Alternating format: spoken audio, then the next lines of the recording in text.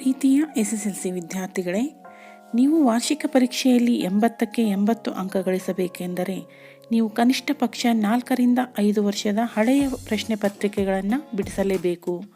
ಅವೇ ಪ್ರಶ್ನೆಗಳೇ ತಮ್ಮ ವಾರ್ಷಿಕ ಪರೀಕ್ಷೆಯಲ್ಲಿ ಬರುತ್ತವೆ. ನಾನು ವಾರ್ಷಿಕ ಪರೀಕ್ಷೆಯಲ್ಲಿ ಪ್ರಶ್ನೆಗಳನ್ನು ಈ ಒಂದು ವಿಡಿಯೋದಲ್ಲಿ ಚರ್ಚಿಸುತ್ತಿರುವೆನು. ಇವು ತಮಗೆ ಸಾಕಷ್ಟು ಉಪಯೋಗವಾಗಲಿವೆ. ಮುಂಬರುವ ದಿನಗಳಲ್ಲಿ ನಾನು ವಿಷಯಕ್ಕೆ ಸಂಬಂಧಿಸಿದಂತೆ ಸಾಕಷ್ಟು ವಿಡಿಯೋಗಳನ್ನು ಮಾಡುತ್ತಿದ್ದು ತಮಗೆ ಉಪಯೋಗವಾಗಲಿವೆ. ಆದ್ದರಿಂದ ಈ ಒಂದು ಚಾನಲ್ಗೆ ಸಬ್ಸ್ಕ್ರೈಬ್ ಮಾಡಿದರೆ ನಾನು ವಿಡಿಯೋ ಅಪ್ಲೋಡ್ ಮಾಡಿದ ತಕ್ಷಣ ತಮಗೆ ಒಂದು ನೋಟಿಫಿಕೇಷನ್ ಸಿಗುತ್ತೆ. ತಾವೇ ಮೊದಲು ಆ ವಿಡಿಯೋವನ್ನು ನೋಡಬಹುದು. ಭಾರತದ ಮಣ್ಣುಗಳು ಈ ಒಂದು ಘಟಕದಿಂದ ಏಪ್ರಿಲ್ 2016, ಜೂನ್ 2023ರಲ್ಲಿ ಬಂದಂತಹ ಪ್ರಶ್ನೆಯನ್ನು ನೋಡಿ. ಮಣ್ಣಿನ ಸವೆತವನ್ನು ಹೇಗೆ ತಡೆಗಟ್ಟುವಿರಿ?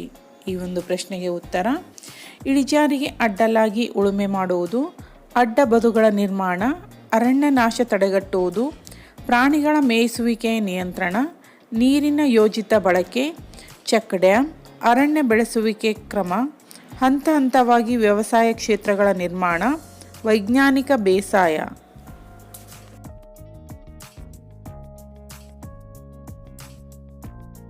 ಈ ಒಂದು ಪ್ರಶ್ನೆ ಜೂನ್ 2016ರಲ್ಲಿ ಬಂದಿದೆ. ಇತ್ತೀಚೆಗೆ ನಮ್ಮ ಜಲಾಶಯಗಳ ನೀರು ಸಂಗ್ರಹಣಾ ಸಾಮರ್ಥ್ಯವು ಕಡಿಮೆಯಾಗುತ್ತಿದೆ, ಏಕೆ? ಉತ್ತರ: ಹೂಳು ತುಂಬುತ್ತಿರುವುದು ಹಾಗೂ ಮಣ್ಣಿನ ಸವೆತ.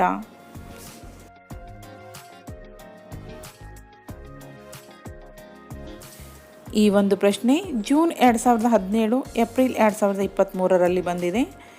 ಮಣ್ಣಿನ ಸವೆತವನ್ನು ತಡೆಗಟ್ಟುವುದು ಅಗತ್ಯವಾಗಿದೆ, ಏಕೆ?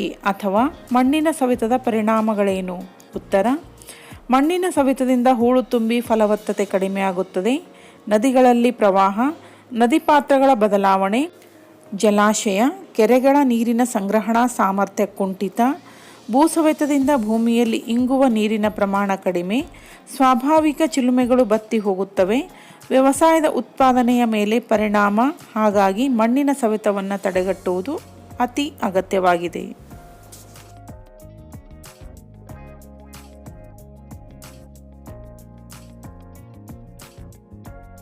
ಈ ಒಂದು ಪ್ರಶ್ನೆಯನ್ನು ನೋಡಿ. ಜೂನ್ 2018ರಲ್ಲಿ ಬಂದಿದೆ. ಮಣ್ಣಿನ ಸವೆತಕ್ಕೆ ಕಾರಣವಾಗುವ ಅಂಶಗಳನ್ನು ಪಟ್ಟಿ ಮಾಡಿ. ಉತ್ತರ: ಅರಣ್ಯಗಳ ನಾಶ, ಸಾಕು ಪ್ರಾಣಿಗಳನ್ನು ಅತಿಯಾಗಿ ಮೇಯಿಸುವುದು, ಅವೈಜ್ಞಾನಿಕ ಬೇಸಾಯ, ಅಧಿಕ ನೀರಾವರಿ ಬಳಕೆ, ಪ್ರವಾಹಗಳು, ಅತಿಯಾದ ಮಳೆ.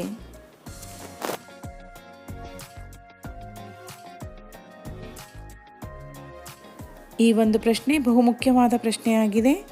ಏಪ್ರಿಲ್ 2018, ಏಪ್ರಿಲ್ 2022, ಜೂನ್ 2015, ಜೂನ್ 2022ರಲ್ಲಿ ಬಂದಿದೆ. ಮಣ್ಣಿನ ಸವೆತಕ್ಕೆ ಕಾರಣವೇನು? ಉತ್ತರ: ಅರಣ್ಯ ನಾಶ, ಅತಿಯಾಗಿ ಮೇಯಿಸುವುದು, ವರ್ಗಾವಣೆ ಬೇಸಾಯ ಪದ್ಧತಿ, ಅವೈಜ್ಞಾನಿಕ ಬೇಸಾಯ ಪದ್ಧತಿ, ಇಟ್ಟಿಗೆ, ಹಂಚು ತಯಾರಿಕೆಗೆ ಬಳಕೆ, ನದಿ, ಹಿಮನದಿ, ಮಾರುತ, ಸಮುದ್ರ ಅಲೆಗಳು, ಅತಿಯಾದ ನೀರಾವರಿ.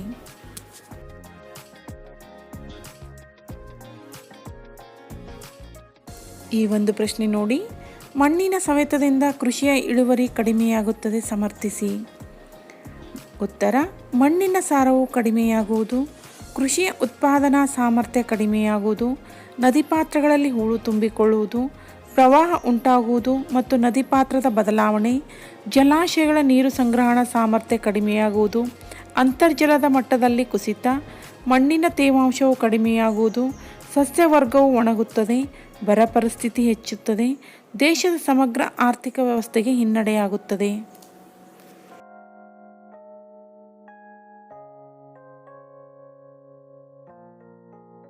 ಈ ಒಂದು ಪ್ರಶ್ನೆ ನೋಡಿ. ಕಪ್ಪು ಮಣ್ಣು ಹತ್ತಿ ಬೇಸಾಯಕ್ಕೆ ಹೆಚ್ಚು ಸೂಕ್ತವಾದುದು, ಸಮರ್ಥಿಸಿ. ಉತ್ತರ: ಇದು ಬಸಾಲ್ಟ್ ಶಿಲಾಕಣಗಳಿಂದ ಉತ್ಪತ್ತಿಯಾದುದು. ಇದು ಕಡುಬೂದು ಮತ್ತು ಕಪ್ಪು ಬಣ್ಣವುಳ್ಳದ್ದು. ಇದರಲ್ಲಿ ಜೇಡಿ ಮಿಶ್ರಣ ಹೆಚ್ಚು ಒತ್ತೊತ್ತಾದ ಕಣಗಳಿಂದ ರಚನೆಯಾಗಿದ್ದು ದೀರ್ಘಕಾಲ ತೇವಾಂಶ ಹಿಡಿದಿಟ್ಟುಕೊಳ್ಳುವ ಸಾಮರ್ಥ್ಯ ಹೊಂದಿರುವುದರಿಂದ ಕಪ್ಪು ಮಣ್ಣು ಹತ್ತಿ ಬೇಸಾಯಕ್ಕೆ ಹೆಚ್ಚು ಸೂಕ್ತವಾದುದು.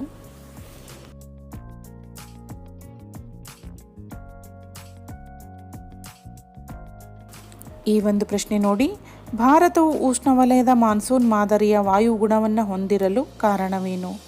ಉತ್ತರ: ಭಾರತವು ಹೆಚ್ಚು ಭಾಗವು ಉಷ್ಣವಲಯದಲ್ಲಿದೆ. ವಾಯುಗುಣವು ಹೆಚ್ಚಾಗಿ ಮಾನ್ಸೂನ್ ಮಾರುತಗಳ ಪ್ರಭಾವಕ್ಕೆ ಒಳಪಟ್ಟಿದೆ. ಆದ ಕಾರಣ ಭಾರತವು ಉಷ್ಣವಲಯದ ಮಾನ್ಸೂನ್ ಮಾದರಿಯ ವಾಯುಗುಣ ಹೊಂದಿದೆ.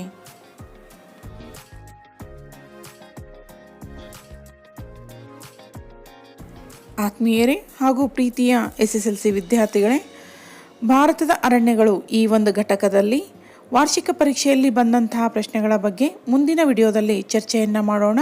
ಆದ್ದರಿಂದ ಯಾರು ಈ ಒಂದು ಚಾನಲ್ಗೆ ಸಬ್ಸ್ಕ್ರೈಬ್ ಆಗಿಲ್ವೋ ಆದಷ್ಟು ಬೇಗ ಸಬ್ಸ್ಕ್ರೈಬ್ ಆಗಿ ಬೆಲ್ ಐಕಾನ್ ಮೇಲೆ ಕ್ಲಿಕ್ ಮಾಡಿದ್ರಿ ಅಂದರೆ ನಾನು ಹೊಸ ವಿಡಿಯೋ ಅಪ್ಲೋಡ್ ಮಾಡಿದ ತಕ್ಷಣ ನಿಮಗೆ ಒಂದು ನೋಟಿಫಿಕೇಷನ್ ಬರುತ್ತೆ. ತಾವೇ ಮೊದಲು ಈ ವಿಡಿಯೋವನ್ನು ನೋಡಬಹುದು. ಈ ವಿಡಿಯೋಗಳಿಂದ ತಾವು ವಾರ್ಷಿಕ ಪರೀಕ್ಷೆಯಲ್ಲಿ ಹೆಚ್ಚು ಅಂಕಗಳನ್ನು ಗಳಿಸಲಿಕ್ಕೆ ಸಾಧ್ಯವಾಗುತ್ತೆ.